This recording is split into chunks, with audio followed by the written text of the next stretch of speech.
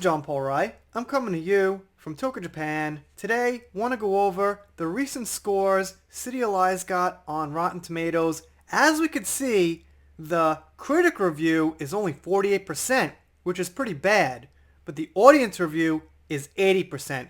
And I have to guess, because of the quote-unquote controversy going on with Johnny Depp, that the critics are giving it worse scores than it deserves. But you know, the critic score is always manipulated, it's always following a narrative or something like that. So I pay attention more to the audience score. But let's see what some critics had to say anyway. Now, despite the critic score being low overall, a lot of them were actually positive.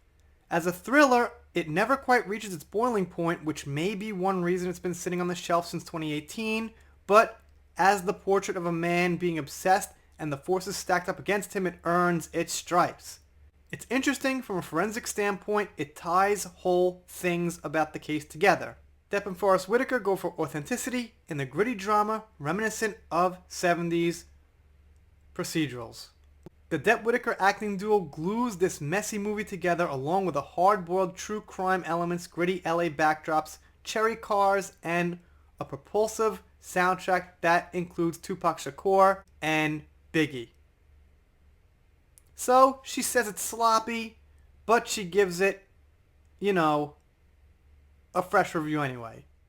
But these guys gave it a bad score. The resulting film may not have been much of a success, but here is hoping that it will inspire Depp to returning to more challenging parts and to leave the lazy paycheck gigs aside for the time being. Well, that's interesting because that's a new review from 2021, and Johnny, unfortunately, and not at his fault, is having more trouble getting the lazy paycheck gigs, but it has been mentioned for the sake of the fans, it might be better if Johnny goes for these more artistic roles because he's better in them. He's a real actor instead of the Jack Sparrow and the Fantastic Beasts roles, which are fun to see him in, but honestly, he's an artist, he's a real performer, and he's better in these type of real drama roles. City of Lies asks the right questions. It leaves us with a lot of questions worth investigating too.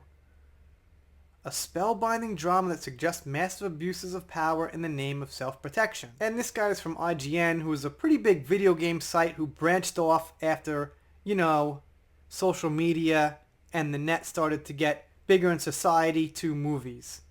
Even its ambitions are laudable in casting a wide net over a variety of social ills. The film can't quite muster the will to follow through on those ambitions and instead succumbs to often too cliche when complexity was required. 5 out of 10. So let's see what some non-critics say.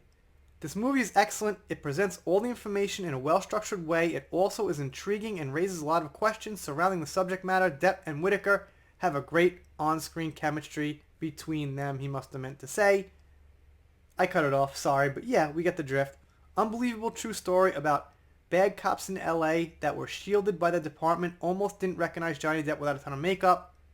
Not sure what he means by unbelievable true story, like he's saying it's not actually true, it's unbelievable.